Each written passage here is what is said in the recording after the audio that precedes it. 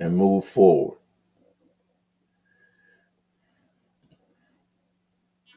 One of the things that we want to focus on today, we've been talking a lot about genetics.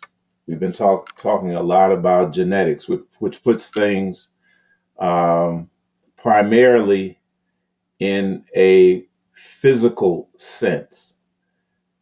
Tonight, we're going to venture into a cosmic view of this subject and take a cosmic view.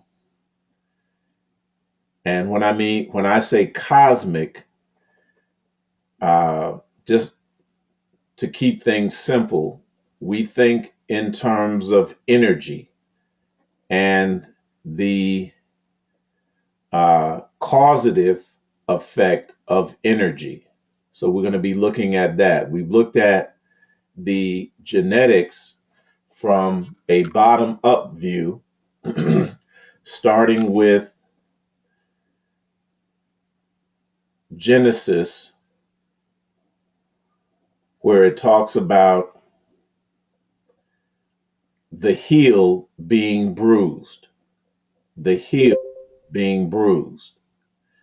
And then we compared that and syncretized that with the story of Jacob and Esau,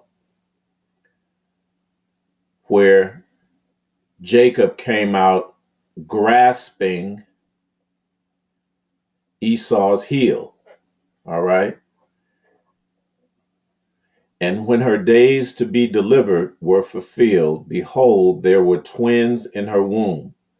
And the first came out red all over like an hairy garment. And they called his name Esau. And after that came his brother out, and his hand took hold of Esau's heel. And his name was called Jacob. And again, we syncretized the allegorical character Jacob with Yaqub, the so-called mad scientist of the Nation of Islam, of that narrative. All right. The one that was reported to have invented the Caucasian. And we said that we made the connection that Jacob and Yaqub were the same allegorical characters, just in different narratives. All right. And again, we have to recognize right away the allegorical nature of the scriptures of the Bible, the allegorical nature of the scripture of the Bible. So when we pointed out that when we're talking about Jacob and Esau and these characters, that they are representative of higher ideas. They don't represent actual historic figures. They represent higher concepts, and in this case, scientific concepts as it relates to genetics. Esau being representative of recessive genetic traits coming out red all over like an hairy garment. All right.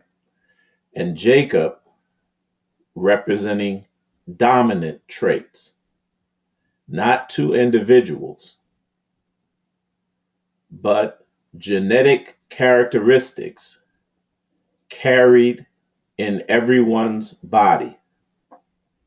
Genetic characteristics that we all carry in our body. And very important that we understand this. This recessive trait represents a flaw, represents a flaw that was recognized early on by our ancestors.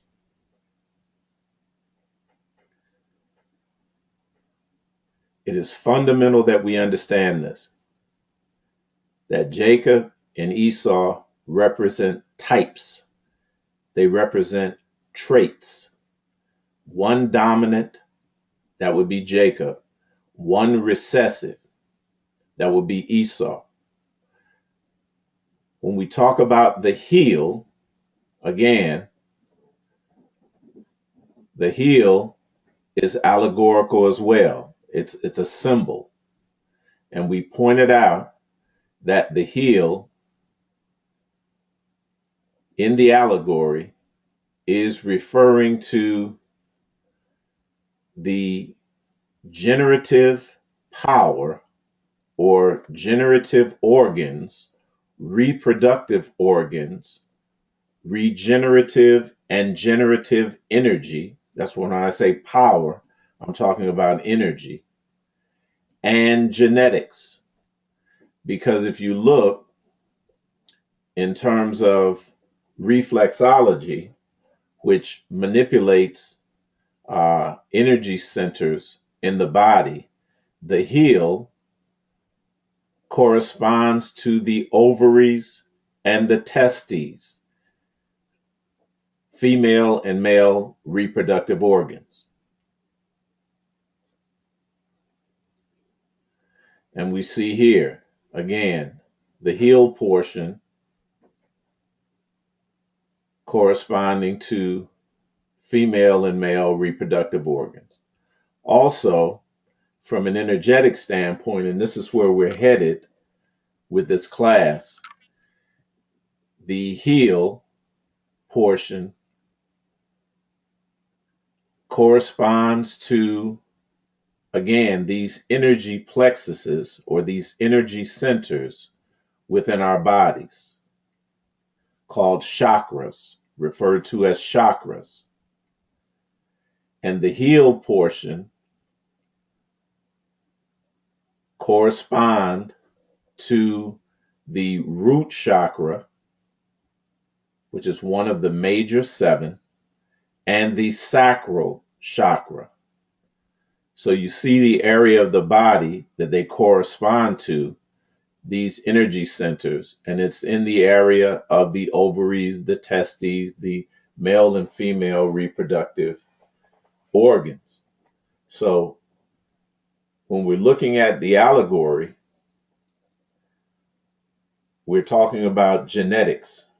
We said that Jacob corresponded to Yakub of the NOI, who again, they taught that he was a genetic scientist who in fact created, through what they call deliberate eugenics, created an aberrant man, or the Caucasian. All right.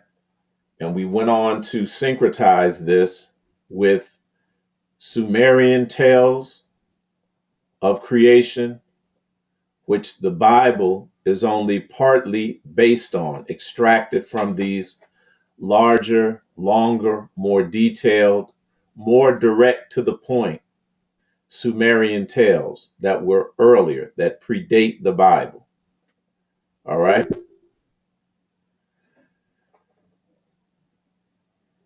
Important that we understand this. So as we go forward in today's lesson again, we're going to be looking at a Gnostic, what we call Gnostic creation tale that is going to be taking a look at creation from a cosmic view. And again, we're going to syncretize this tale by understanding the symbolism of the allegory And by understanding the details of the narrative, we're going to syncretize it with what we've understood so far. And we're going to see that it is going to dovetail right into what we've understood about genetics, what we've understood about uh, dominant and recessive traits. Now, the recessive trait that gave rise through genetic manipulation of Jacob, Yakub, Enki, Ea, whatever name you want to refer to him as, that gave rise to the Caucasian, that gave rise to what our ancestors referred to as the aberrant man. The specific genetic disorder was Oculocutaneous albinism. And we see it demonstrated here with these two actual twins. And again, Jacob and Esau now, they just represent the traits in general. They represent the dominant tendencies to be expressed and the recessive tendency that is expressed. And in the case of Esau, in the allegory, what is being described is Oculocutaneous albinism. And we have so many proofs of this beyond the ones that we've already revealed to you, that we've already covered. But we'll be going back in another part of the story and connecting Hebrew words that are in the specific scripture passages that talk about Jacob and Esau and their birth with modern scientific words that directly relate to what? Oculocutaneous albinism. All right? Hebrew words connecting to and corresponding to scientific words, actually scientific terms, directly, word for word, letter for letter. So, Jacob and Esau are symbolic or representative of two distinct genetic types, not two biological historical brothers. I'm going to say that again. Jacob and Esau are symbolic or representative of what? Two distinct genetic types, not two biological historical brothers.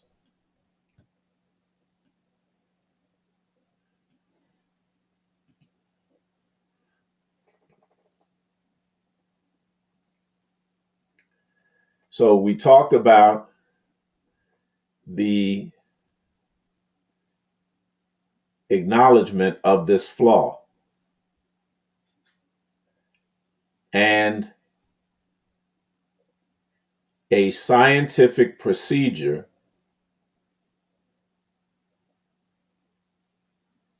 that was done about 6,000 years ago to isolate this recessive trait and what? Graft it to an ape. Graft it to an ape. And we gave evidence of this. Science knows rather now that the Sumerians were extraordinary people, that they had the world's first medicine and pharmacopoeia, the world's first brain surgery, evidence of this, the world's first agriculture and farmer's almanac, the world's first cosmology and astronomy, the world's first law codes, and they utilized a highly advanced technology capable of sophisticated metallurgy, smelting, refining, alloying, as well as petroleum fuel refining. Most importantly, we read that the Sumerians were responsible for the world's first genetic engineering. And we connected that to the Bible, where it says, let us make. Let us make. A direct quote, almost word for word, or at least a direct paraphrase from the Sumerian texts. All the Sumerian texts, speaking of Sumerian texts, asserted that the so-called gods created man. And when we're talking about man, we're not talking about melanated individuals. Melanated individuals, it is a fact, are not created beings. Again, must comprehend this. We are not part of mankind. We are not kind of men. We are what's called human, not humankind. Humankind is referring to whom? The Caucasoid, the aberrant man that was created, that is a hybrid of a recessive trait in humans grafted to an ape, grafted to what's called a bipedal hominid. So all of the Sumerian texts assert that the gods created mankind to do their work, putting the explanation in words uttered by Marduk or Enki or Jacob or Yakub or Ea. The creation epic reports the decision. I will, quoting from again the Sumerian text, a translation of the Sumerian text, I will produce a lowly primitive. Man shall be his name. Again, man was not the word that was used at. There was the word Adamu. Adamu. I will create a primitive worker. He will be charged with the service of the gods that they might have their ease. And again, this is a paraphrase. This actuality was paraphrased in the scriptures when it curiously stated, let us make humankind in our image after our likeness. I've never heard a convincing or an accurate doctrinal statement that explained the use of us and our in Genesis 1 and 26. The simple explanation and the accurate and correct explanation is that it is a paraphrase of the Sumerian text, where it was a group of scientists led by Yakub or Enki or Ea or Marduk or whatever they want to call it, led by that individual 6,000 years ago, about 6,000 years ago. The very terms by which the Sumerians and Akkadians called man or mankind bespoke his status and purpose. He was referred to as Lulu, meaning primitive. Amelu, primitive worker, and Awilum, laborer. The man was created to be a servant of the gods. I'm sorry, that man was created to be a servant of the gods, did not strike the ancient peoples as a peculiar idea at all. In biblical times, the deity was Lord, sovereign, king, ruler, master. The term that is commonly translated as worship was in fact avad,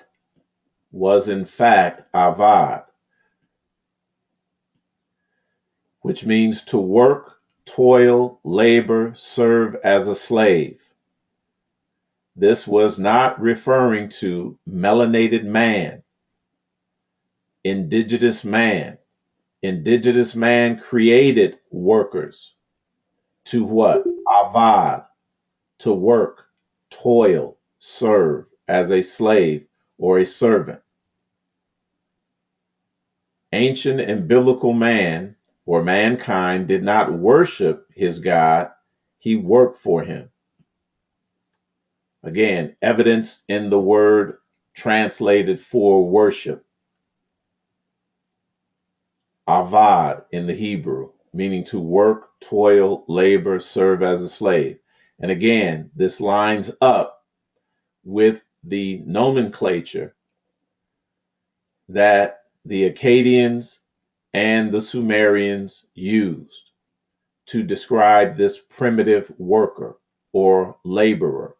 Lulu, Alulu, Amelu, and Awilum, meaning primitive, primitive worker, primitive laborer, corresponds directly to the scripture when it talks about the same creation narrative in terms of avad, avad, and it was translated in the Genesis as the word till, that there was no man to till the soil, no man to work for our ancestors, the ones that are referred to erroneously as gods, as gods. So we went over the basics of genetics, of how dominant and recessive uh, genes interact.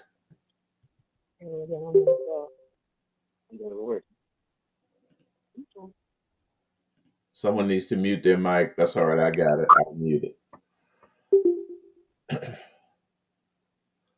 All right. So we looked at the relationship biologically in terms of dominant and recessive genes. So now that we have the backdrop,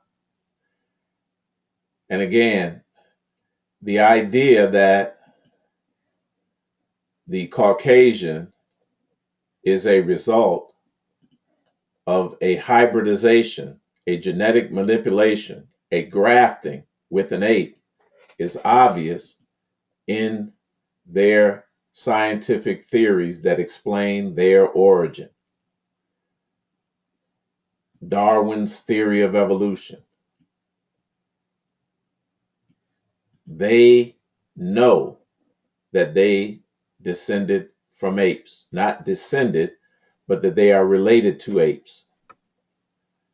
And it is very prominent in their science and underlies all of their science. But it is not referring to melanated indigenous peoples' origins. We were not created. We emanated into these physical realms. And this is going to be explained again by us taking a look at the Gnostic view or the cosmic or energetic view of our emanation, not creation, into these physical 3D, three-dimensional realm. So the topic is the primordial plunge into the waters below, quote unquote, or river Styx. And so again, we're going to syncretize the various allegories. We went from Jacob and Esau and the serpent and the woman and the grasping of the heel and the bruising of the heel, respectively. And we're going to take another look at an allegory or a myth and syncretize it. And that is the allegorical story of Achilles. And we know that this is related to the heel because we are all familiar with the term Achilles heel. And Achilles heel, now remember, we said that this recessive gene was what? A flaw. The same way as an Achilles heel is a flaw. Everybody should be with me on this. This is a simple, smooth switch. The bruise or flaw, weakness, is in the heel area or the area of generative, genetic, and regenerative power. And we're going to understand that this story stays consistent with the premise. So just like that there were twins, one representing the recessive tendencies or the recessive potential in us, the other, that's Esau, Jacob representing the dominant potential or the dominant tendency in us. Achilles was a Greek hero of the Trojan Wars.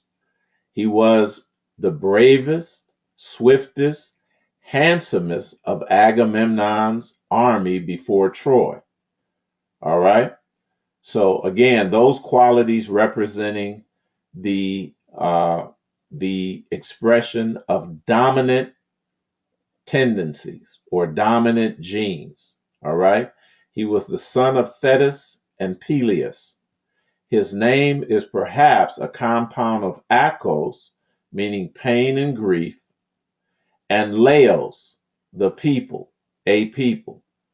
So he's representative of a trait of a people. The recessive trait, as we'll see, being recognized as a source of pain and grief in the people, the flaw.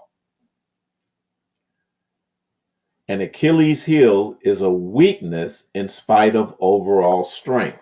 So we understand this, that as the scriptures showed it as two separate twin brothers,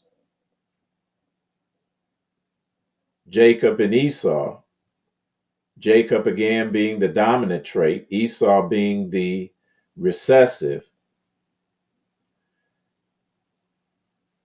The Greek character or caricature of Achilles shows both strength and weakness in the same individual, in the same being.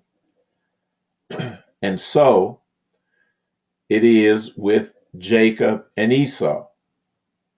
Again, representing the strength of dominant characteristics and tendencies and potential, and the weakness of recessive tendencies, traits, and potential,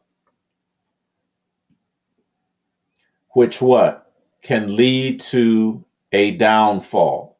So again, we must understand that our ancestors, our beloved ancestors, saw that this tendency to, at random, apparently, to produce recessive traits could lead to a downfall.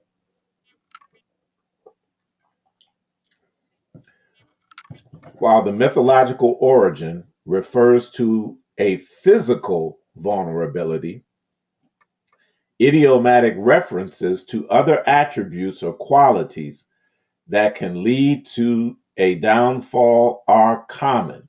So again, we're going to make the switch to from the physical, a look from the bottom up, to a look from the top down, from an energetic standpoint, and understand the origin, how this origin, how this recessive tendency actually originated from an energetic point of view, from a cosmic point of view. And we're going to understand that this was something that was deliberately done. Deliberately done. It was done with wisdom and knowledge of forethought. And as we look at this, the allegorical tale again of the primordial plunge into the waters below, we're going to understand that this was deliberate as the bruising of the heel, as deliberate as the grasping of the heel. And when we understand how Achilles, according to the legend, obtained the weakness, we'll understand that this was deliberate as well. So let's go to the mythology, the allegory, the Greek narrative. In Greek mythology, when Achilles was a baby, it was foretold that he would die young. To prevent his death, his mother Thetis took Achilles to the river Styx. Now, the river Styx, I want you to keep this in mind, are going to be the waters below when we get into the Gnostic tale, the cosmic tale. So the river Styx is just, again, allegorical, symbolic of the waters below, which was supposed to offer powers of invulnerability or immortality, and dipped his body into the water. However, as Thetis held Achilles by the heel, grasped his heel was not washed over by the water of the magical river. Achilles grew up, so that's the flaw. Again, same flaw that was in Esau's heel, symbolically. Same flaw that was in Genesis, the bruised heel. All right? His heel was not washed over by the water of the magical river. Achilles grew up to be a man of war who survived a great many battles, so he was strong. One day, a poisonous arrow shot at him was lodged in his heel, killing him shortly after. But he had a weakness. He had a weakness. All right? The use of Achilles' heels is an expression of an area of weakness, a vulnerable spot, or like we're saying, a flaw. It dates only to 1840 with implied use of Samuel Taylor Coleridge's Ireland, that vulnerable heel of the British Achilles. So we see it developing rather late in the English language. So again, this primordial plunge into the waters below corresponds to the river Styx. The river Styx and Achilles' mother grasping him by the heel and creating a flaw, a genetic flaw. All right? Creating a genetic flaw. Let's go. So we have to determine and I'm going to give you a hint by highlighting it. Is this some unfortunate cosmic catastrophe or a prescient divine incident? Prescient means pre-knowledge.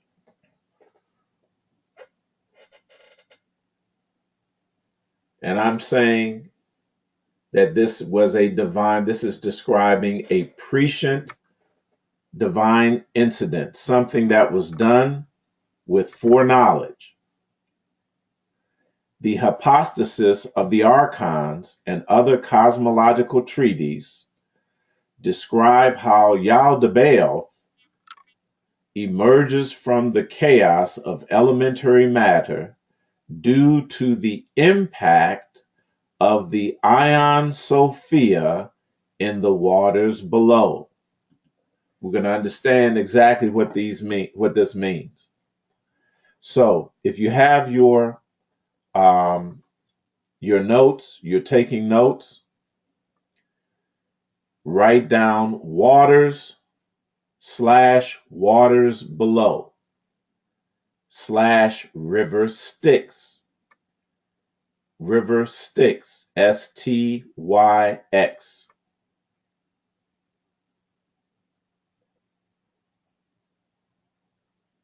Next, the realm of the galactic arms outside the galactic core.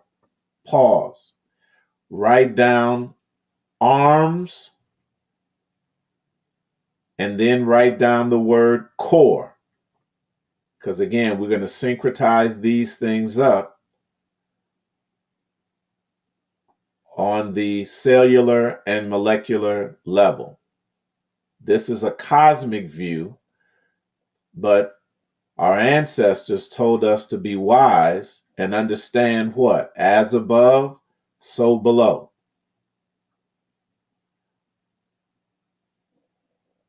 The realm of the galactic arms outside of the galactic core, pleroma, Sophia's plunge from the core produces an abortion.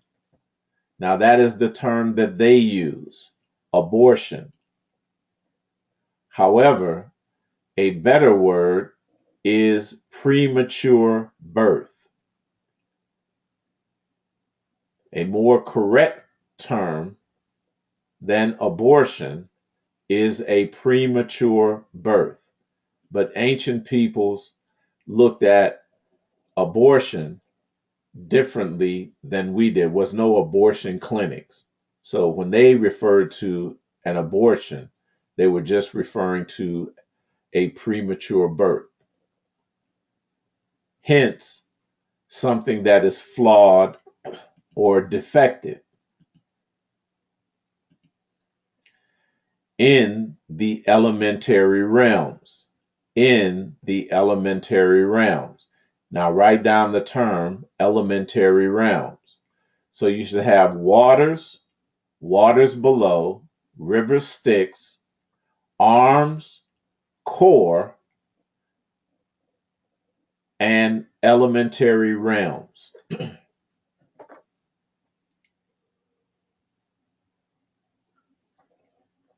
Again, we're going to connect all of these things up on the cellular level. Normally, life forms appear in the star worlds of the galactic arms, are emanated from within the pleroma. Now, this is talking about how melanated people, and we're going to see, are emanate rather into the physical realms, from the cosmic realm into the physical realms, or another way is to say from thought to reality, from thought to reality. So they are emanated from within the pleroma. Pleroma, we're going to find out, is a Greek word that means fullness or wholeness. And they are infused and informed by divine design before they manifest. very important, very important that these life forms go through a full process. Pleroma means fullness. They usually go through a full process. But remember, we're talking about a premature birth that did not go through the full processes. But usually, normally, they go through this full process through the arms, emanated from within the pleroma, infused and informed by divine design and intelligence before they manifest. But the archons produced by Sophia's impact arise without having been prefigured by the what they're calling pleromic gods, that is, worlds or energetic powers. The abortion, that is, the birth defect, premature birth defect, is a formless, malformed, deficient, or incomplete mess, like a premature fetus with its organs incompletely formed, its faculties, that is, its intellect, its memory, its awareness, etc., stunted. Premature births are usually caused by complications with the mother. Now, the mothers that were represented in each of these allegories that we covered were Thetis, the mothers of Achilles, Sophia, the cosmic mother that we're talking about now in the Gnostic tale, Kava or Eve in the Genesis tale, Rebecca, Rachel, Leah in the tale of Esau and Jacob. All right, and often result in debilitating problems or complications, that is, birth defects in the newborn. As a result of Yaldabaoth's, that is, Yahuwah's or Jehovah's premature apparitional birth, he is born, that is, emanates into existence with a number of considerable birth defects. Not only is he born blind, now we're going to see that Oculocutaneous albinism affects the eyes as well as the skin. That is, severely lacking in or totally bereft of a clear and accurate perception of his surroundings. He is also born a fool, that is, ignorant of his proper origin, oblivious to his source or divine origin. Now we're getting into some spiritual aspects of this.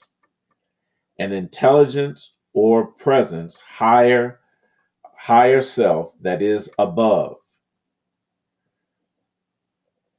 As a result of these congenital deficiencies, Yaldabaoth erroneously assumes that he must be self-existent and therefore the creator of all he beholds. Therefore he presumptuously and boastfully declares, I am, there is none beside me or above me. Now, we're mentioning Yaldabaoth. In a later class, just hold that question.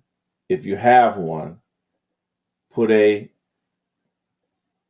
bookmark there, because we will be going back again and covering that in detail and corresponding, or again, connecting this with qualities that are in all of us, because that's all this stuff is talking about, and we'll see this clearly as we move forward.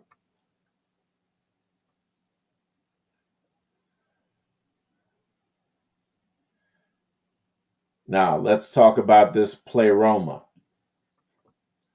Pleroma refers to the divine formative energies beginning in the world or the realm, the elementary realm of Atziluth.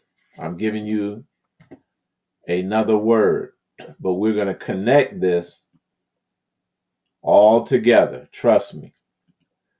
The pleroma refers to the divine formative energies beginning in the world or the realm, the energetic realm of Atziluth.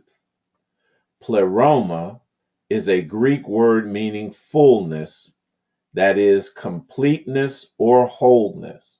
Now remember, a premature birth is not complete, it's not full, it's not whole. And we're talking again about this flaw that is a result of what? A premature creative effort.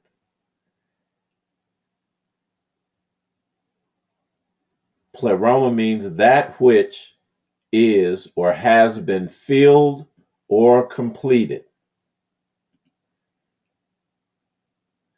And there's two examples that they use pleroma in the Bible, and it's Colossians 1, 18 and 19, and Colossians 2, 9 and 10, when it uses the word fullness in each of those examples, each of those passages. So we won't go into that in detail right now. We're going to move on and understand these four archetypal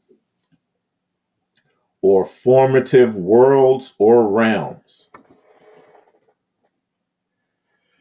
The first, as we talked about here, is Atziluth. Atziluth. The second formative world is Bria. The third formative world or realm is Yetzirah. The fourth formative world is Asaya. Now think of these as steps in a process of creation, elementary steps in the process of creation.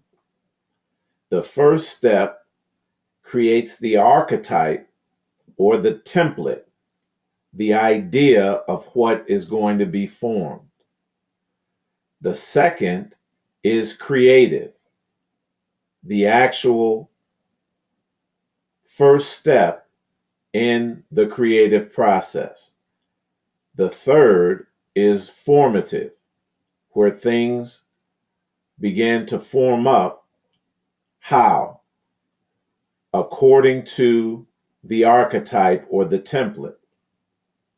The fifth is the material manifestation of Asaya. All right? These four elemental steps in the process correspond to the tetragrammaton, the name of Yahuwah. Azaluth, referring to the Yud, Bria, referring to the He, Yetzirah, referring to the Vav, and Asaya, corresponding to the He in Yahuwah. They also represent the four elements: fire, water, air, and earth. Keep that in mind. Now, we're going to connect this thing up.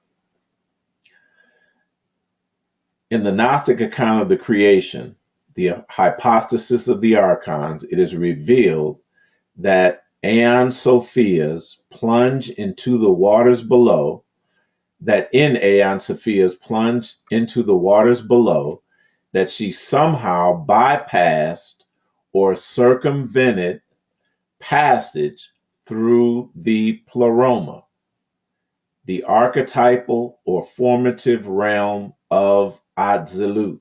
In other words, she skipped a step in the creative process. You all with me? The realm or world of Atziluth is the archetypal, we said, the template or formative aspect of divine creative energy that corresponds to the letter Yud in the Tetragrammaton. The Hebrew letters Yud He Vav He each correspond to the four fundamental worlds or four basic elements that together comprise the divine creative process, or a way by which divine energies, listen, spirits or beings enter or emanate or manifest into the elementary, lower, or material realms. I'll say that again. The Hebrew letters Yud He Vav He each correspond to the four fundamental worlds or four basic elements that together comprise the divine creative process or way by which divine energies, which that's who we are, spirits or beings enter or emanate or manifest into the elementary or lower material realms. We are not created, we emanated here. The statement plunging into the waters below indicates that instead of starting at the Yud, Atziluth, corresponding to the archetypal or formative fire process, Aeon Sophia directly and prematurely impacted the Bria world or element which corresponds to the He, the second letter of the Tetragrammaton. Consequently, the process diverted from the fullness of Yahuwah to the abbreviated Hawa or Hava. Hava or Hawa forms the following Hebrew words. You all see we're following the science, all right? We're following the science. Hawa or Hava means to fall. That is plunge or descend. This is the incomplete process. So we understand that according to our history, we failed. We entered into a plunge or a descent.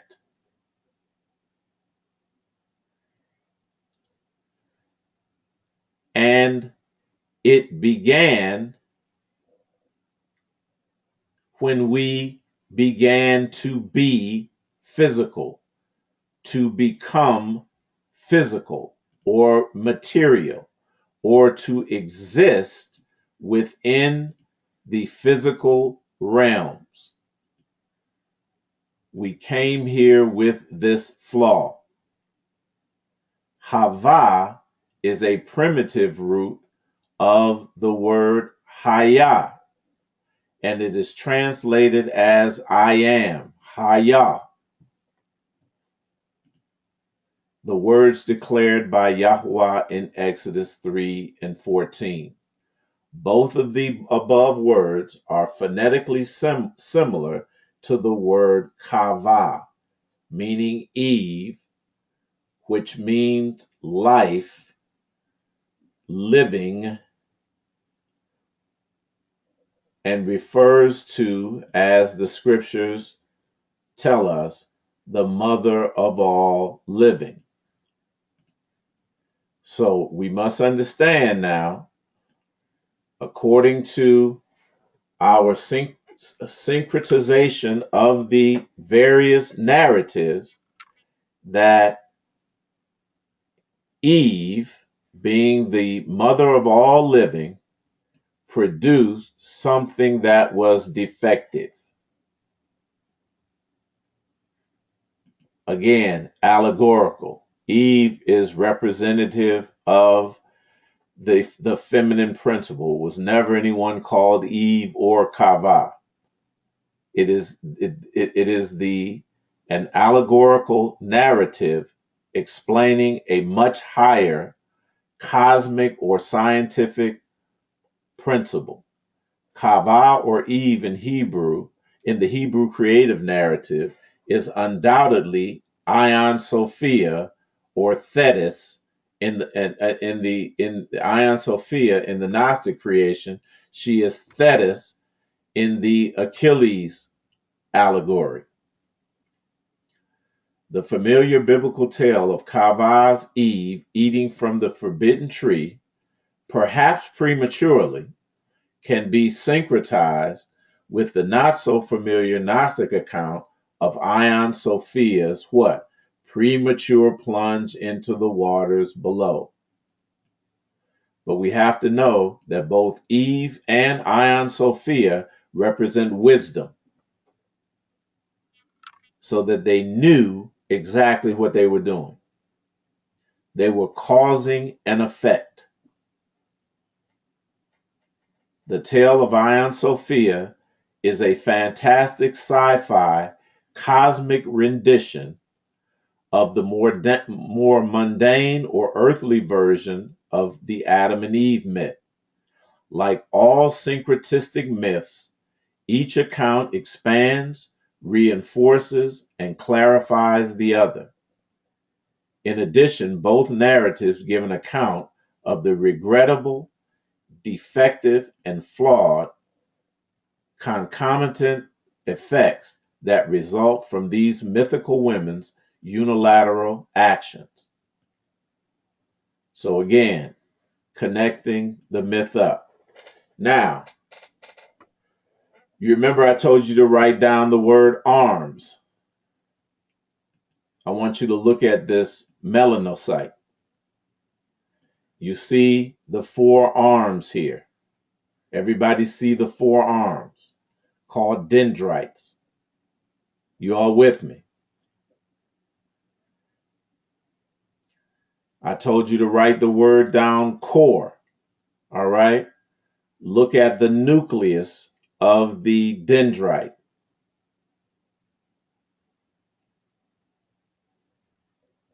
These weren't just mere fairy tales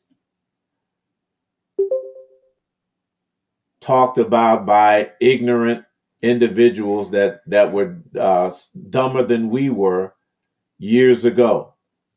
These individuals had a much higher understanding of science and genetics than any of our scientists do today. As a matter of fact, our scientists are informed by this information. So we talked about the four realms or the four worlds. Again, right here is the melanocyte. And a melanocyte is a cell that produces melanin. So we're saying that melanated people were not created, that they emanated. And we heard the same language in the Gnostic tale.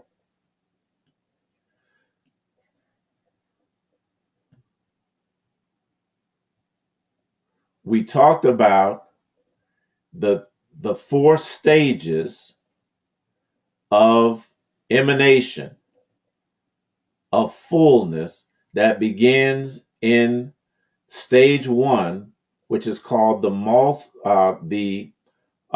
multivesicular insome, stage one, that begins with the melanocyte itself. Stage two, stage three, and stage four. These are our four worlds. Stage 1 representing Atziluth. Stage 2 representing Bria. Stage 4 representing Yetzirah, and stage 3 rather representing Yetzirah. Stage 4, the final stage, representing manifestation in the physical. Yud He Vav He, fire, water, air, earth. The 4 realms, 4 elementary realms. The schematic representation of melanosome biogenesis. The different stages of melanosomes are illustrated by electron micro, micro, microscopy pictures. Both stage 1 and stage 2 melanosomes are unpigmented. Melanin starts to produce in stage 3 melanosomes, to which melanin synthesizing enzymes such as tyrosinase or TERP1 are transported. Melanin is sequestered on PMEL fibrils, which become completely masked by melanin in stage 4 melanosomes. In skin, mature stage 4, I'm going to say that again, mature stage 4, not premature, but going through the complete cycle to maturity in stage 4 melanosomes are transferred to keratinocytes. So again, the 4 stages or the 4 worlds corresponding to the 4 stages of melanosome maturation. Stage 1, stage 2, stage 3, and stage 4.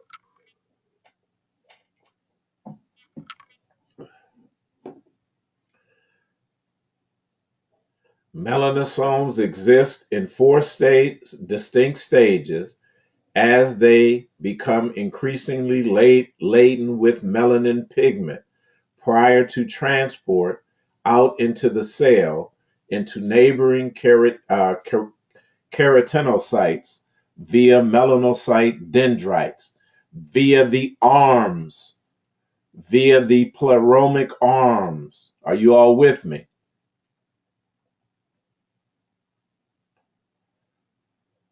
So it's showing how it travels from the core and matures in 1, 2, 3, 4 stages.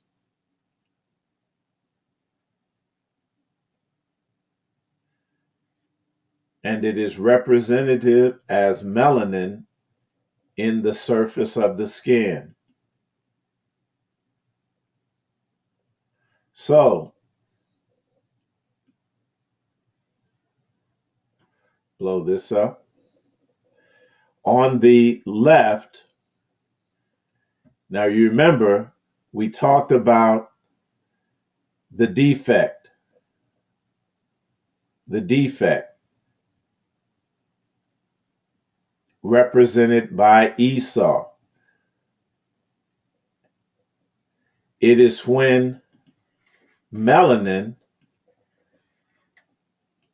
does not go through the full maturation process in dark-skinned people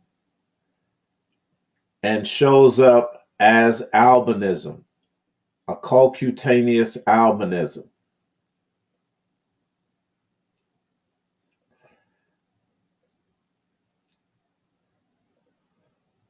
So, we're going to look at what happens, exactly what happens to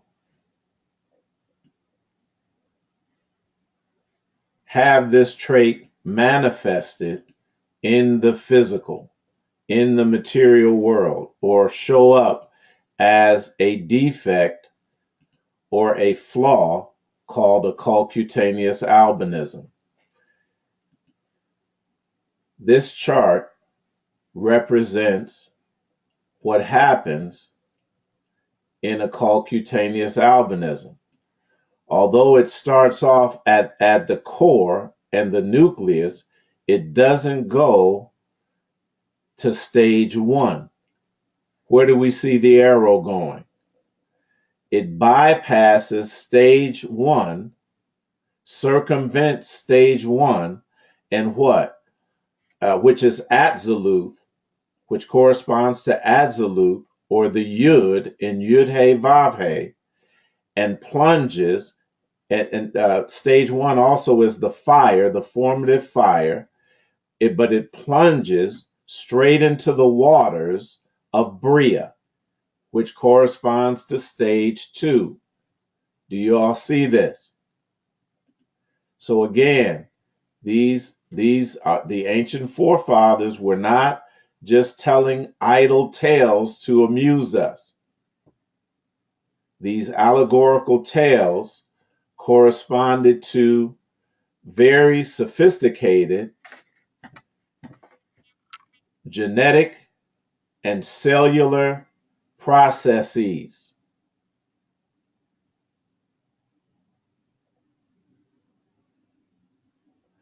So this is Sophia, Aeon Sophia, plunging directly into the waters below.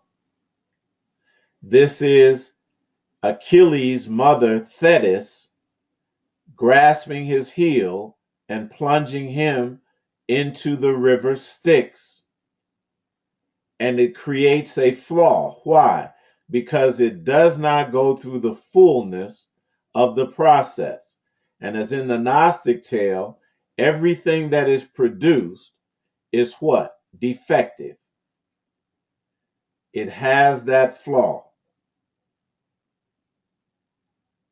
Is everybody with me? I'm going to pause here.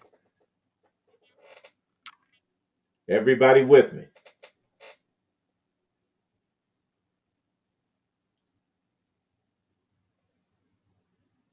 Hey. Okay. Very good. Very good. All right, moving on. So again, the ancients, we have a tendency to think that they were ignorant. But it's just like we said that in ancient Sumeria, they were performing high scientific processes with consistent results. Scholars and historians have been totally confounded by the abrupt rise of the Sumerian culture nearly 6,000 years ago in the Fertile Crescent of the Tigris and Euphrates rivers. This sudden civilization seemed to appear out of thin air and refuse to conform to the popular historical theory of lineal development in cultural evolution. Understand, we're not a part of any evolutionary process because we were not created. We emanated within into these realms with our full divine intellectual capabilities. Historian Professor Charles Hapgood squarely faces the issue when he writes, "Today we find primitive cultures coexisting with advanced modern society on all continents. We shall now assume that 20,000 years ago, while Paleolithic peoples held out in Europe, more advanced cultures existed elsewhere on the earth." But let us understand, these cultures were not directly related.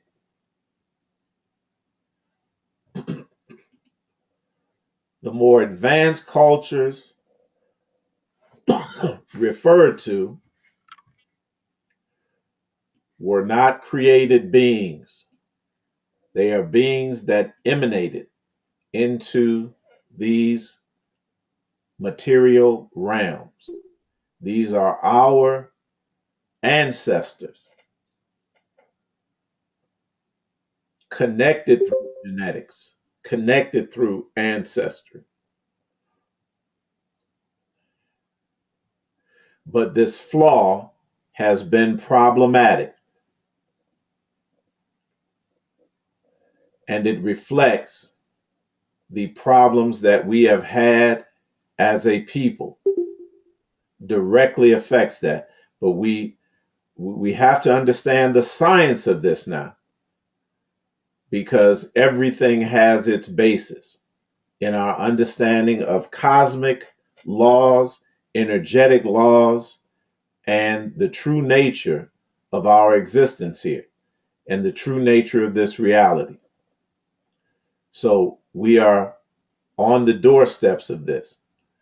So the world of Azaluth, in this process of the maturation of the melanocyte, the world of Absolute represents the first stage of development. Again, the world of Bria represents the second stage. Yetzira, the third stage, and Asaya, the world of matter, the material world, represents the final stage. Yud, Hey, Vav, Hey. You all see it.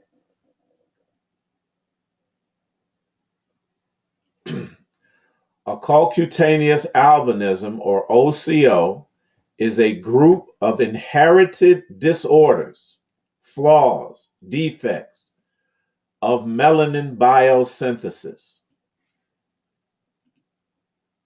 See, now we see why this class is so important. Melanin, what? The god of the divine particle. It is a group of inherited disorders of melanin biosynthesis characterized by generalized reduction in pigmentation of, look, hair, skin, and eyes. Hair, skin, and eyes. The prevalence of all forms of albinism varies considerably worldwide and has been estimated at approximately 1 in 17,000, suggesting that about 1 in 70 people carry a gene for OCA. In figure A above, we observe that the process of melanin biosynthesis relative to oculocutaneous albinism is indeed initiated, listen, in the nucleus or the core. Remember, I told you to write the word core down. Just refers to the nucleus of a cell. And that's where it begins. It begins in the nucleus or the core of the melanocyte cell, but bypasses stage 1, Atziluth or Yud, the primary archetypal step of the process of process. And it does what? Prematurely plunges or impacts stage 2, Bria, that is the waters below. So now we've syncretized the cosmic language of the Gnostic tale with absolute science. This is Empress Sophia moving from, this is wisdom now. Again, this is a prescient act, moving from the core plunging into the waters and moving through the pleromic arms in a premature fashion, creating what? A defect or disorder in the material world. As above, so below. Oculocutaneous albinism. That is Esau coming out, what? Red all over, like an hairy garment. As a result, the melanosome does not benefit from what? The fullness or pleroma of the process, and is thus incomplete and flawed, defective. Everybody with me? This is why this is so important now. The skin is the largest organ of the body. Its surface comprises up to 2 square meters. It is the organ that is in direct contact to the environment and is therefore exposed to several environmental influences such as sun, radiation, temperature, infections. The skin consists of 3 main layers. We all know this: epidermis, dermis, and hypodermis. So,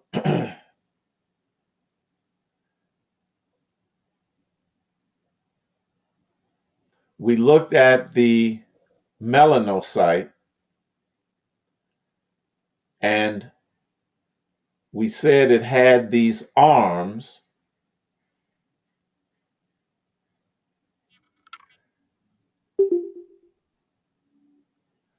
and a core. And when we look at this, we can imagine that the arms are branches, okay? Especially when we look at it in this representation here. So again, we're going to connect this to the body and look at the body as a network of living trees. And we're going to conquer another aspect of biblical symbolism, looking at the body as a network of trees, or to say it a little bit more intelligently, that it is interconnected. That it is interconnected. Again, our ancient axiom of wisdom: as above, so below. Reading from Mark 8:23 and 25, and he took the blind man by the hand, and he led him out of the town. And when he had spat on his eyes and put his hands upon him, he asked him if he saw aught, or if he saw anything. And he looked up and said, I see men as trees walking. Very, very wise statement. And it's not, again, talking about some character Jesus doing something in a historic time. It is explaining or revealing to us a high scientific reality. And after he had put his hands on him again, upon his eyes, he made him look up, and he was restored and saw every man clearly. And again, this refers to, it's a hidden bit of wisdom to know yourself clearly. And that is to know the science of yourself as well. If you do not know the science of yourself, you'll be thinking that the Bible allegories and these allegorical tales and myths are talking about other gods, demons, false gods. No such a thing. If you know yourself, you know Aeon, Sophia. If you know yourself, you know Thetis. If you know yourself, you know Esau, you know Jacob, you know Abraham. Again, not actual biblical characters. We can prove it just as easily as we prove these things. Not actual historic characters. Representations of higher science that we have not been exposed to, that has been kept from us, but is now being revealed. So the body as a living network of trees. So here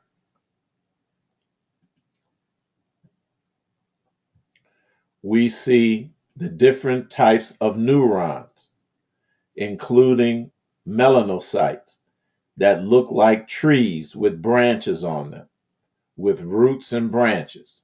All right?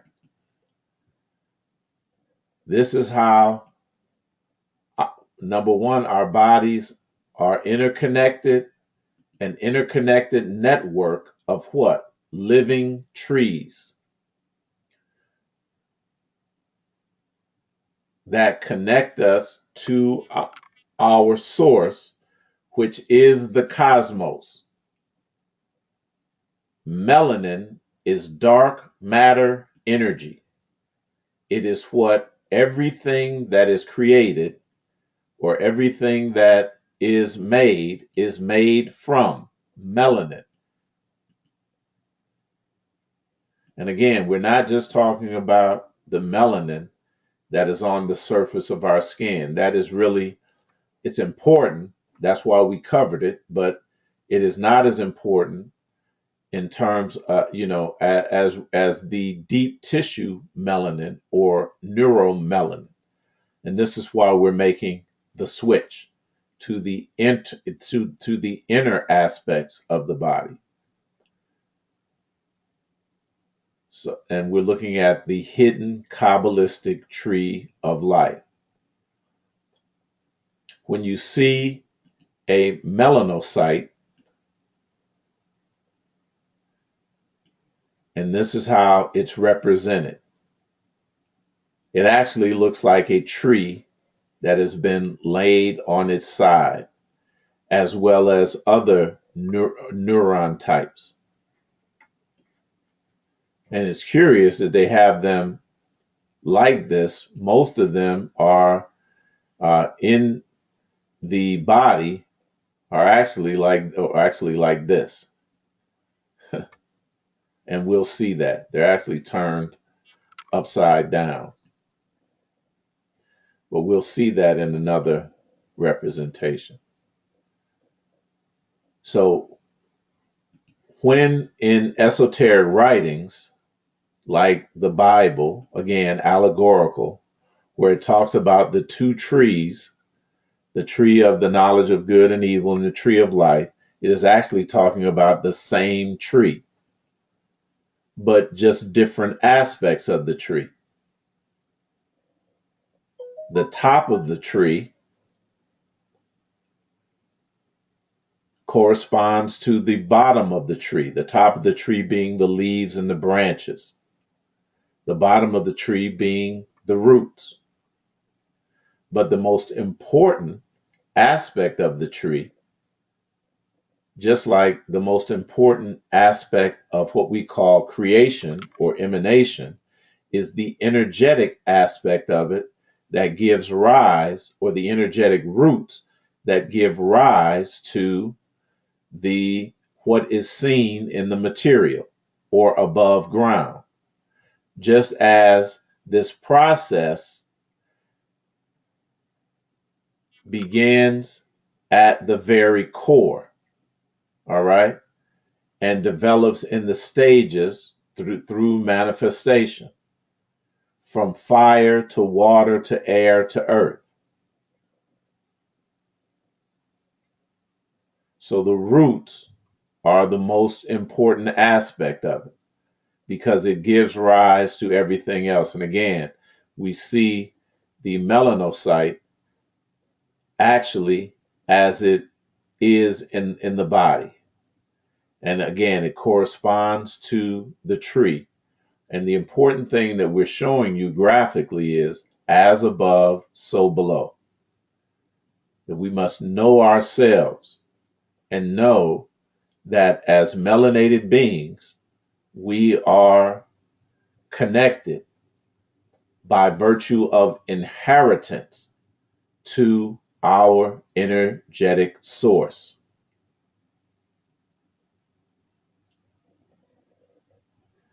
And again, the different representations of the body as what? A network of living trees. We are the tree of life. We are the tree of knowledge.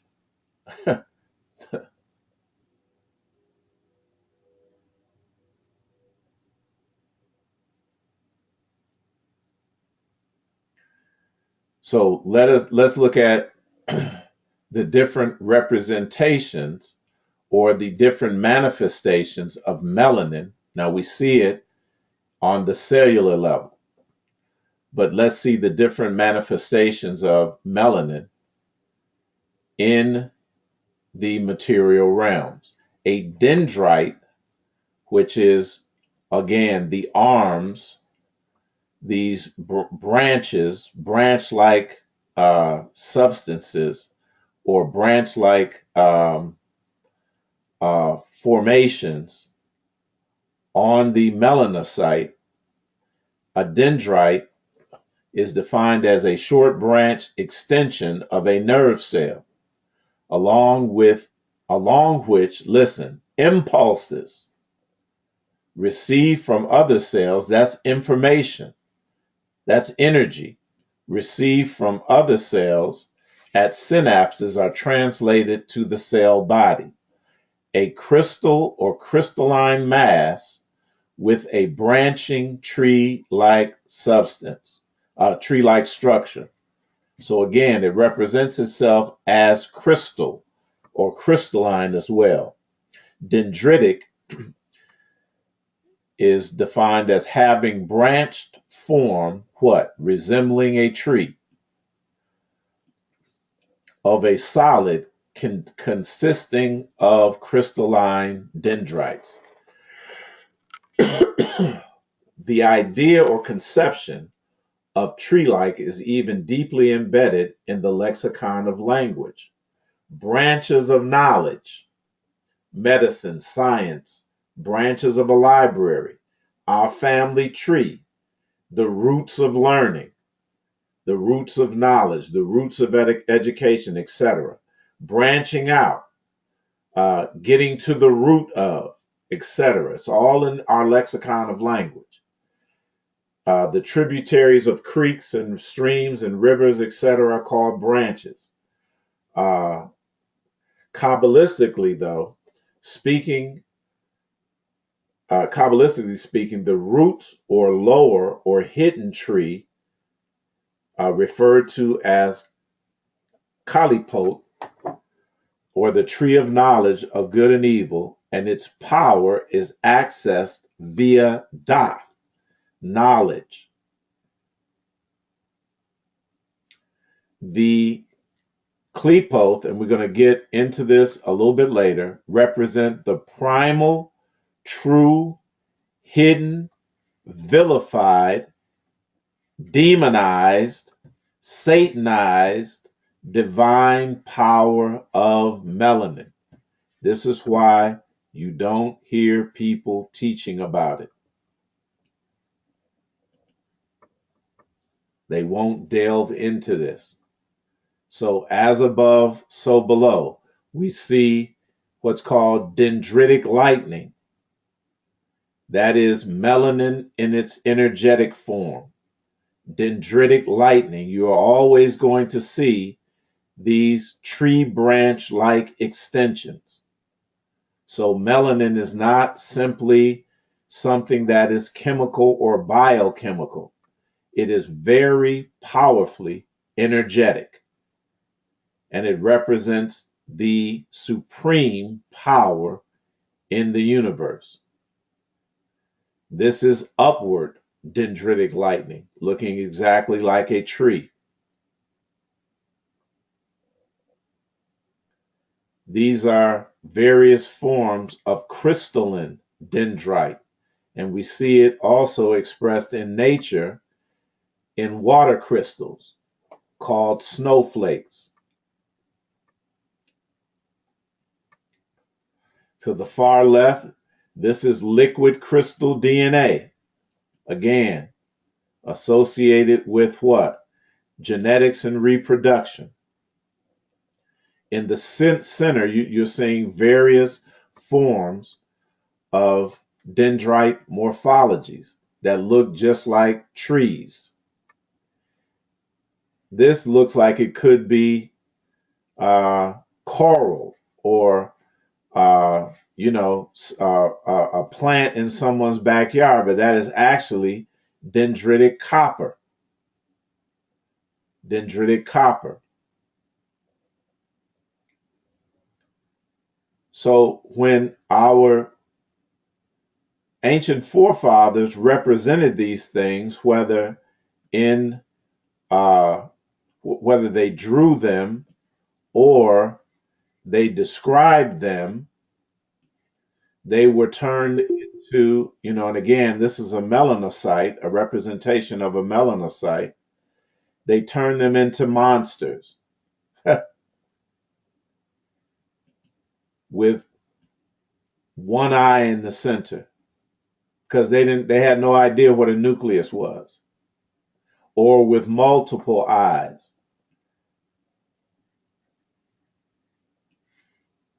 And our ancestors were representing what? Cell division or division within a cell, or describing it. And then they said, well, the thing looked like a dragon with 3 heads and 2 crowns on his head, which is actually a representation of a melanocyte with the keratinocytes on top where they're supposed to be.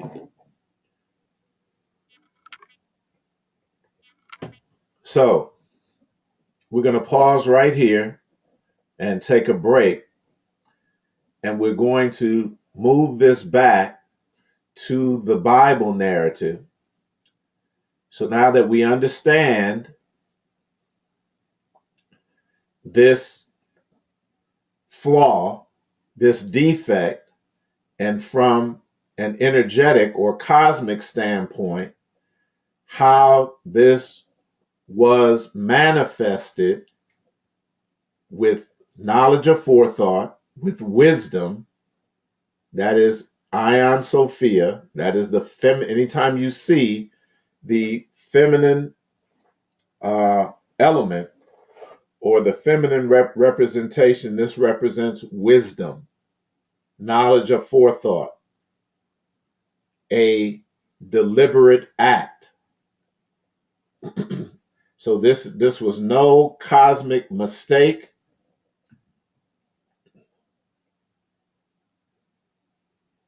but a well thought out process to what?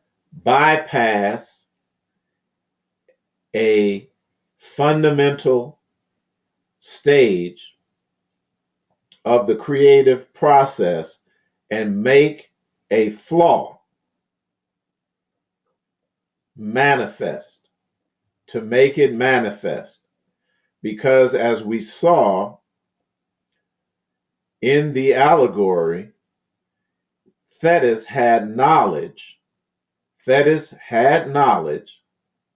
Someone had foretold that her son, Achilles, would die young. And so, again, knowledge of forethought, knowledge of forethought.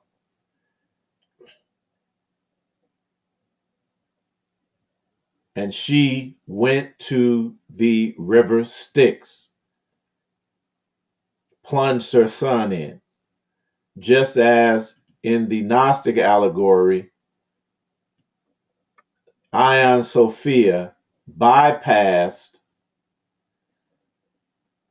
the first stage of Absolute and plunged, which is the fire stage, and plunged directly into the waters below.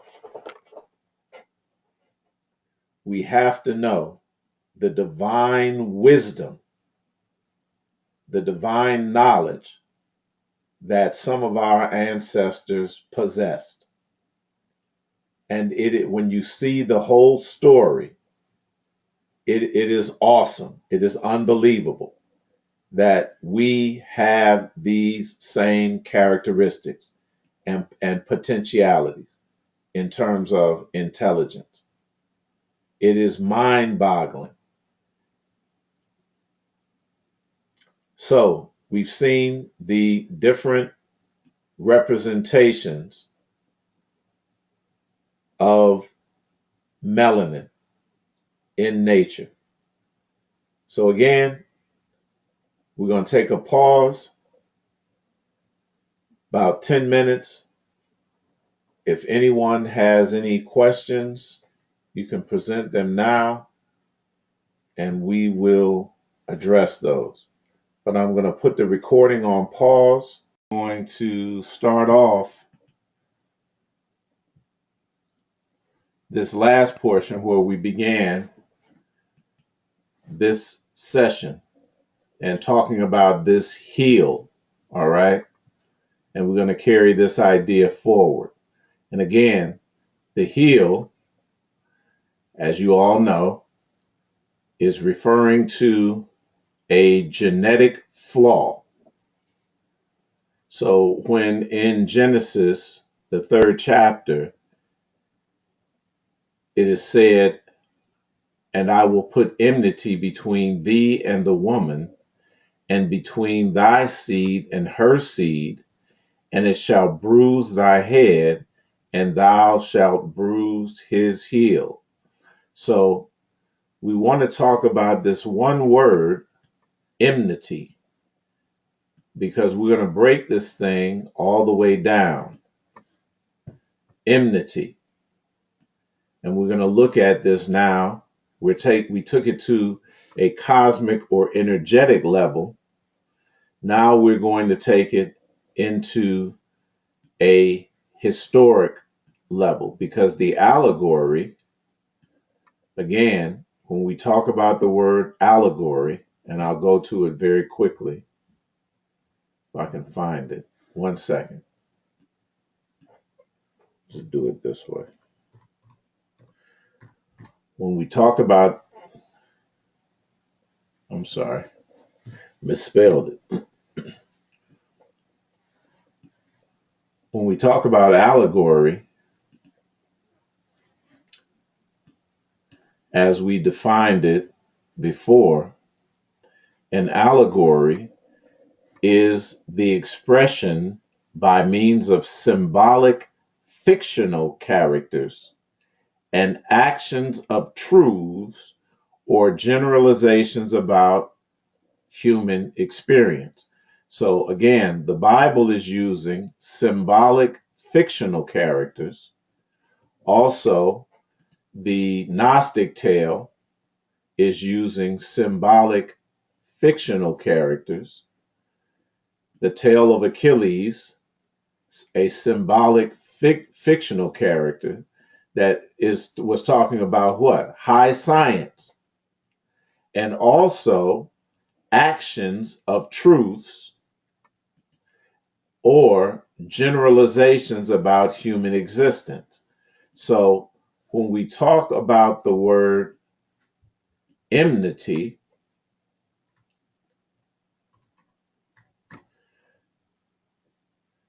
enmity, I'm saying it wrong,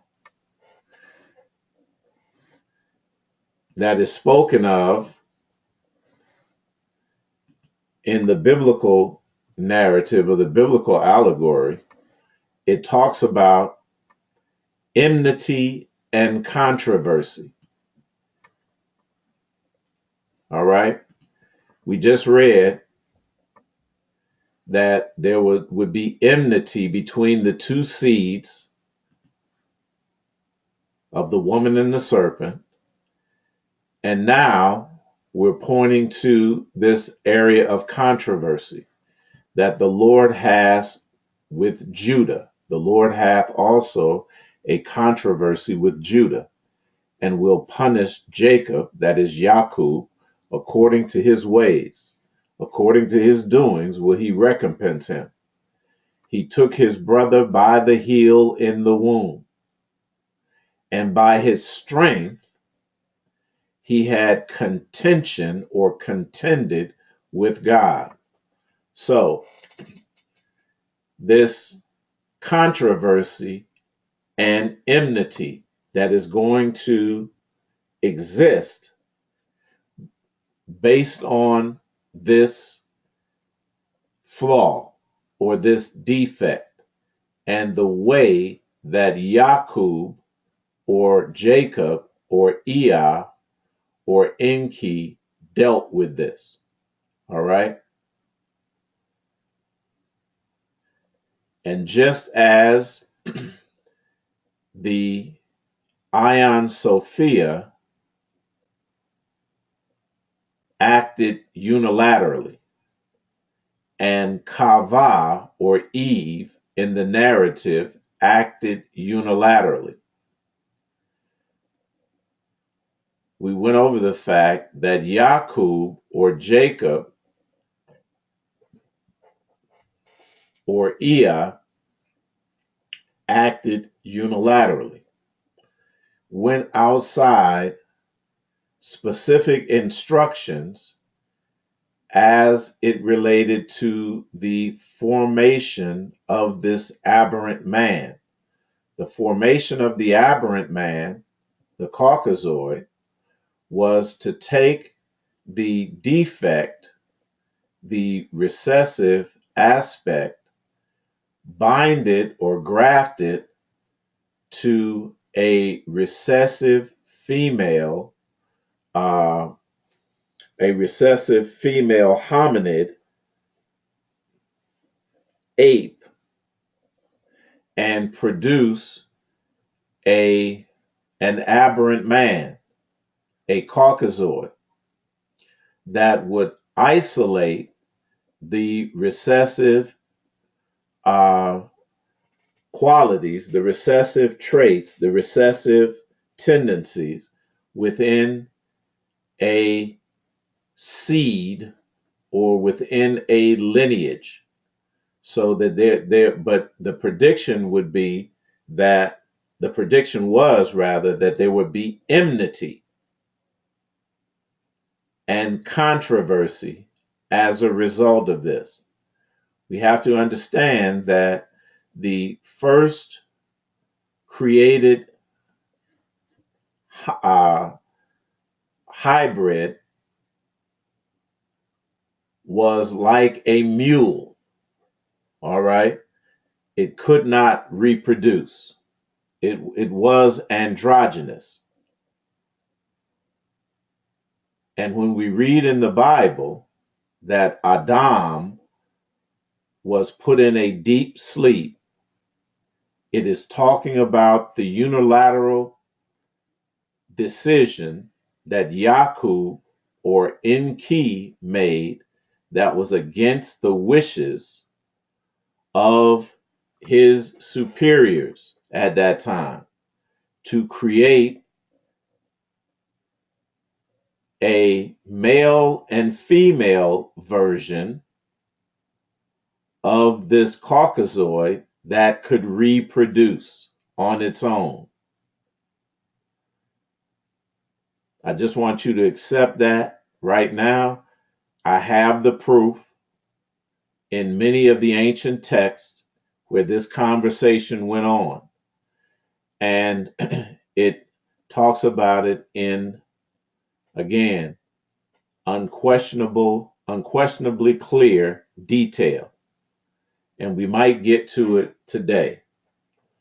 But that is the source rather of controversy that this hybrid was supposed to have it was agreed that it would have a very short um, shelf life.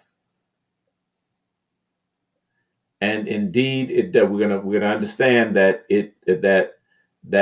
that is the case. We're gonna understand that very quickly, that is the case.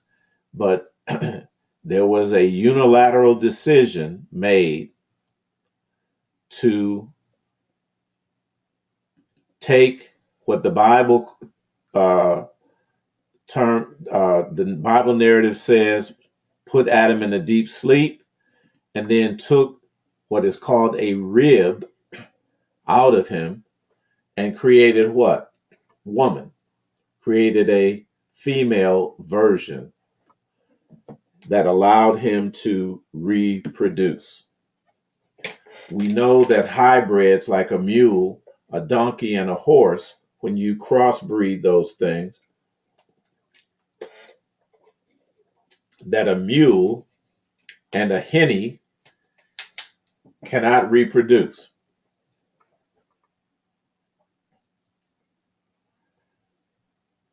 So we're going to take a look. That is the backdrop. Again, I made the statement, but we'll cover this in detail and provide truth. We're establishing these facts step by step because we all need to have a proper understanding of what? The true nature, not only of our origins, but the true nature of the reality that we inhabit. So, in the story of Isaac and Jacob, I'm sorry, of Esau rather, and Jacob,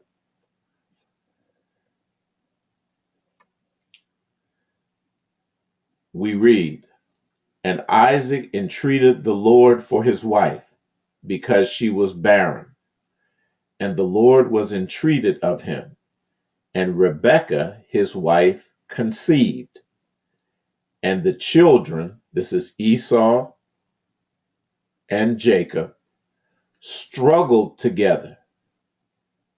It was enmity between the two seeds. And the word struggle together is the word rasats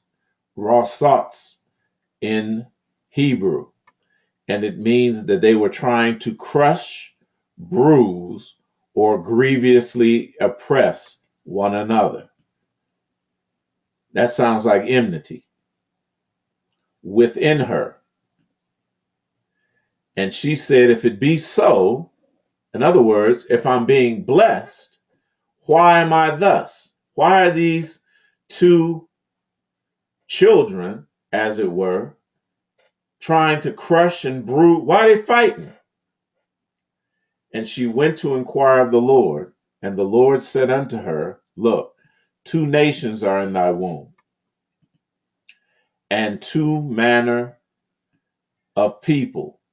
That is the word lehomim. Two nations types shall be separated from thy bowels. Now, this word lehomim, it directly relates to the word, the compound Achilles. Achilles, remember we said Achilles was the word, we'll get to it.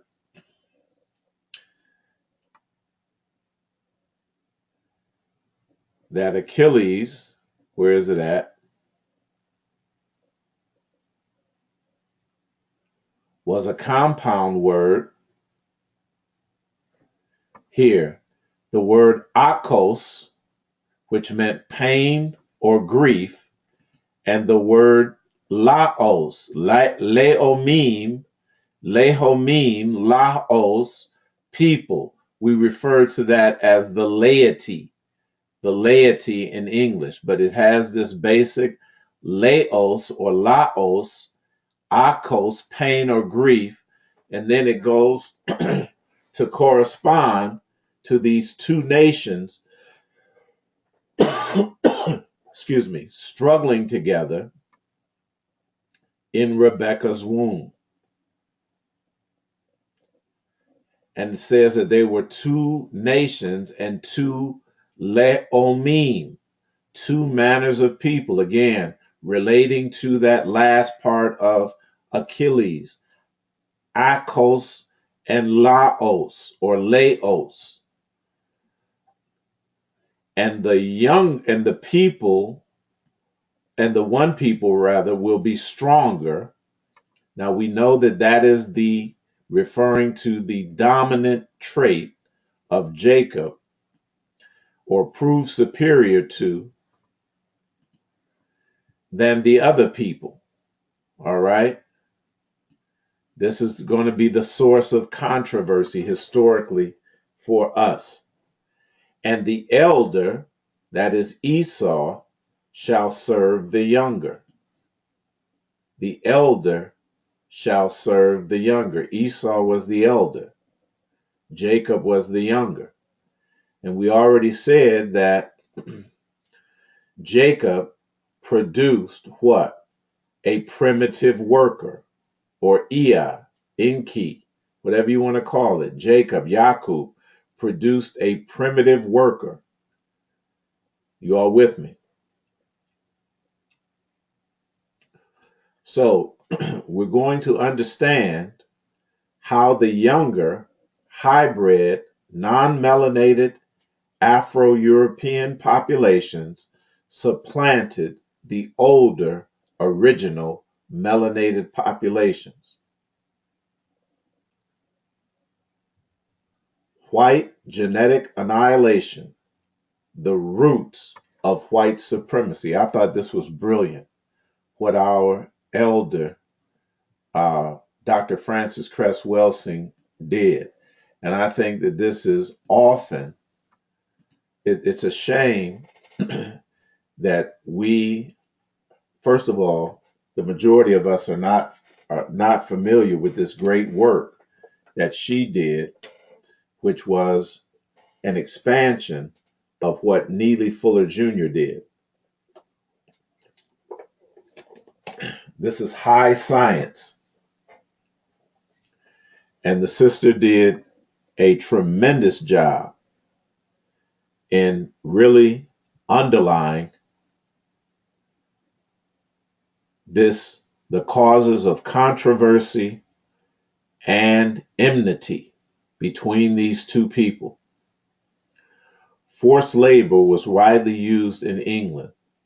This system was transferred to the colonies and used to justify a form that was visited upon red, that is copper, and white man. Now this is the, I'm reading from the intro to The Iceman Inheritance by John Henrik Clarke. All right. And I'm just going to read parts of this. The English settlers had at once began to enslave their Indian neighbors. Now this has much to do with us. And we're going to make this connection again later on. And I thought, again, it was brilliant by John Henrik Clarke, again, one of our ancestors, one of our brilliant historians, and that really had a comprehensive view of our history, like probably the most complete that I've seen, especially from the Western perspective. The English settlers had at once began to enslave their Indian neighbors, soothing their conscience with the argument that it was right to make slaves out of pagans. In large numbers, the Indians fled or died in captivity, leaving few of their descendants in bondage. The virgin soil of the New English settlements continued to need labor. This led to a fierce search for what? Not black labor first, white labor first, because they have an history, a history from their roots of being servants.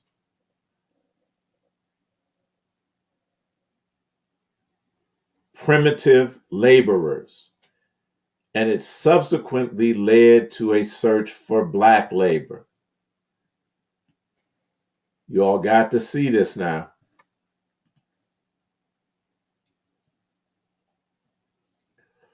So, until the 1860s, oh, I'm sorry.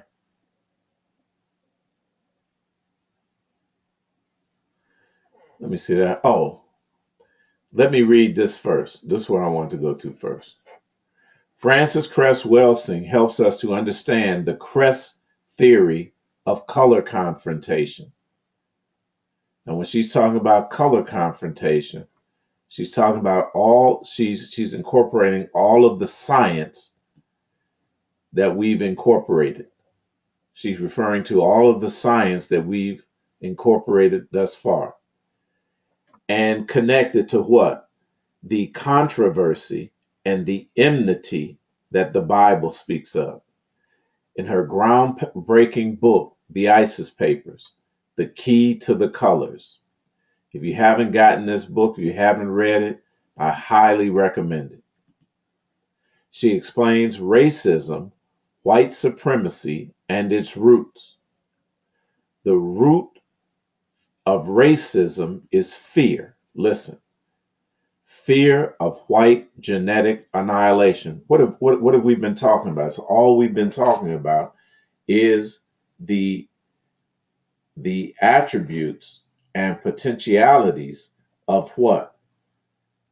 Dominant genes versus recessive genes.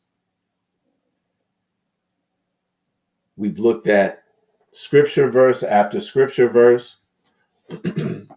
We've looked at not just from the Bible, but from other ancient writings, the Sumerians, the Akkadians, that talk about this genetic reality in detail. And Frances Cress Welsing says that the root of racism, we're bringing this up to the present day, is the fear of white genetic annihilation. I don't think that there is any other answer to this based on the things that I've uncovered during the study. Europeans are mutants. They're hybrids. She says this. Europeans are mutants, hybrids. The science proves it, not like the X-Men. Their existence is a consequence of genetic mutation, and then she says environmental adaptation, which is the safe view. But it was genetic mutation and what? Genetic manipulation. That's what it actually was. Albinism, and we talked about Oculocutaneous albinism, is a genetic defect that impairs the production of melanin. I mean, she's hit the nail right on the head. The genetic substance that gives color to hair, eyes, and skin. Welsing believes that African albinos, represented by the caricature of Esau, rejected by their parents, alienated from their communities, and sensitive to the African sun, were forced to migrate northward to Europe. Interbreeding amongst the exiles led to the birth of the European white race. Well, not quite, but again, that is the safe way. I mean, this thing, what we're talking about is controversial. And you're not going to see very many people because of the aspect of political correctness articulate these truths. So let us understand that the source of this enmity, the source of this controversy, has to do with genetics, with the interplay of dominant and recessive traits and qualities. Melanin makes individuals more civilized in modern terms. And when we look at the politics that accompany the history,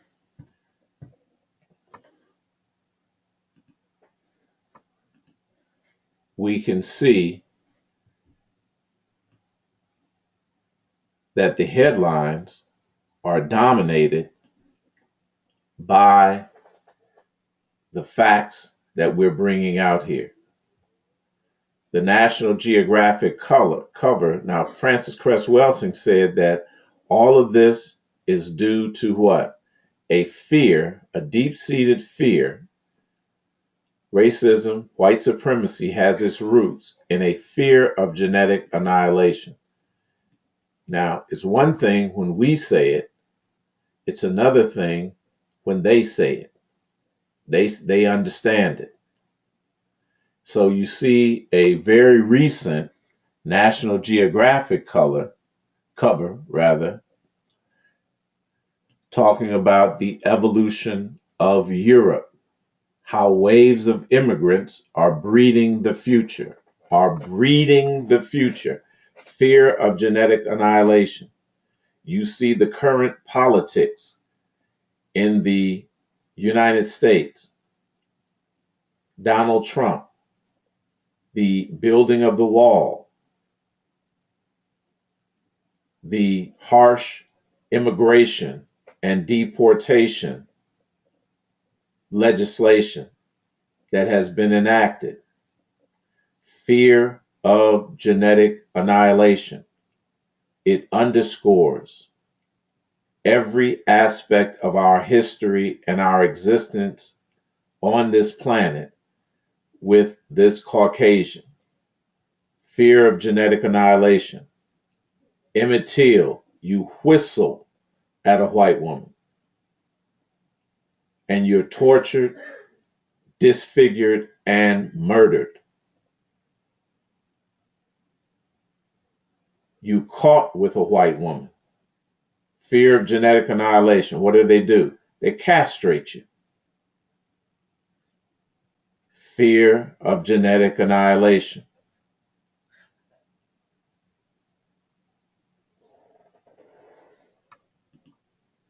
It is in the Bible. It is in all sacred writings that underscores this one fact.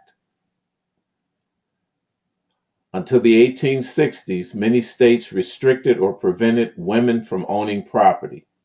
A woman's right to vote was not constitutionally protected until the ratification of the 19th Amendment in 1920.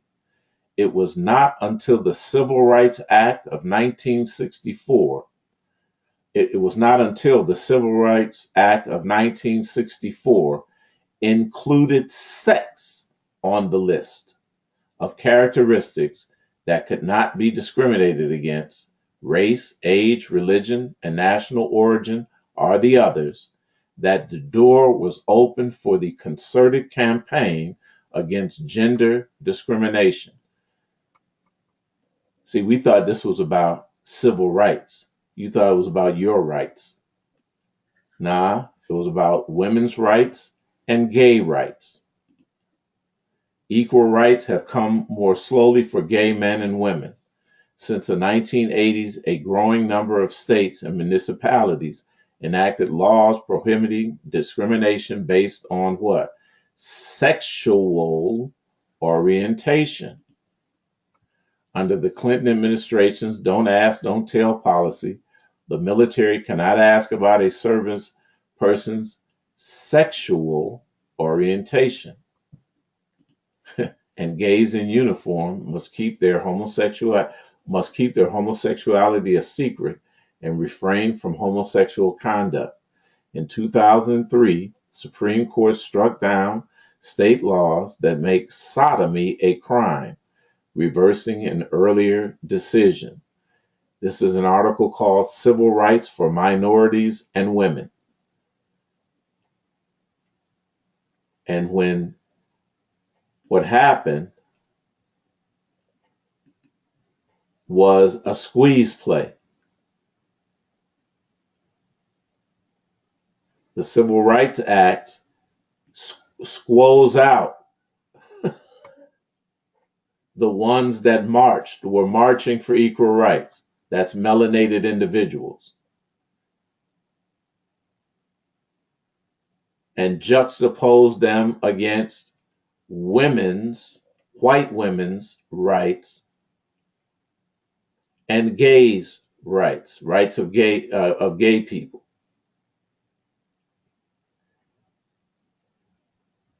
Again, shaping the argument in terms of gender or gender preference.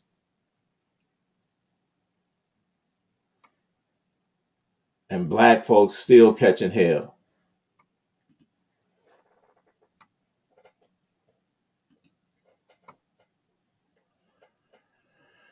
Stokely Carmichael said, and rightly, I maintain that every civil rights bill in this country was passed for white people and not for black people. Not a truer statement can be made. Humankind, civil rights support the recessive tendencies of humankind only. Human Rights Watch. I called it Humankind Rights Watch. Harsh laws, severe impact on LGBT community. This is Nigeria. An aspect of recessive trait or non-melanated Oculocutaneous albinism is gender confusion. It is a problem, a defect for gender confusion or gender reversal. Nigerians do not go for this. Kenyans do not go for it. Melanated people, try that down in the Caribbean. They are not going for it because it is not an aspect of dominant genes. It is an aspect of recessive genes. So this is talking about Nigeria. We won't go into it. And then again, Ghana. This is 28. That's 2016. This is 2018 in January this month, where the Humankind Rights Watch talks about Ghana discrimination, violence against LGBT people. Again, characteristics of the recessive trait or the recessive gene.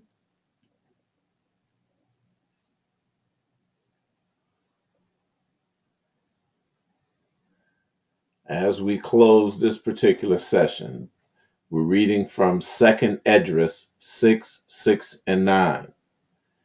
Then did I consider these things, listen, and they were made through me alone.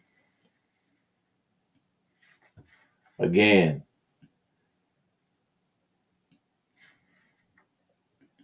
pre-knowledge, prescient, knowledge of forethought, and through none other. I did it. By me also shall they be ended. Listen to what your ancestors are saying. And by none other. Now we're going to get into what he's talking about specifically. And we've been talking about this all along. Then answered I and said, what shall be the parting asunder of these things? Or when shall be the end of the first and the beginning of it that followeth? And he said unto me, listen, from Abraham unto Isaac, when Jacob and Esau were born of him, listen, Jacob's hand held fast or held first the heel of Esau. And Esau is the end of the world, and Jacob is the beginning of it that followeth. So again, at the end of this enmity and controversy, and there will be an end of it, and we are right at the end of it. The recessive aspect is going to end, and again, a corrected aspect of melanin, a purified aspect, will be the beginning that followeth. Again, going back to the Genesis narrative, and it came to pass when mankind began to multiply on the face of the earth. Remember, I said that they were given the ability to do what? Multiply, to reproduce. And daughters were born unto them, that the sons of God, those are our ancestors, saw the daughters of mankind, or mankind, that they were fair. That word fair is tov. Don't mean fair skinned. It means tov, that they were compatible sexually, that they could reproduce and have children. And they took wives of all of them that they chose. Controversy, enmity. And the Lord said, my spirit shall not always strive with mankind. A strange statement. For that he also is flesh, yet his days, his expiration date, will be 120 years. So an expiration date was put on it. And in Second Idris, it said, it was asked, what shall be the parting asunder of the times, or when shall the end of the first and the beginning of it that followeth? And it was put in the very terms, Jacob and Esau, that we've been talking about.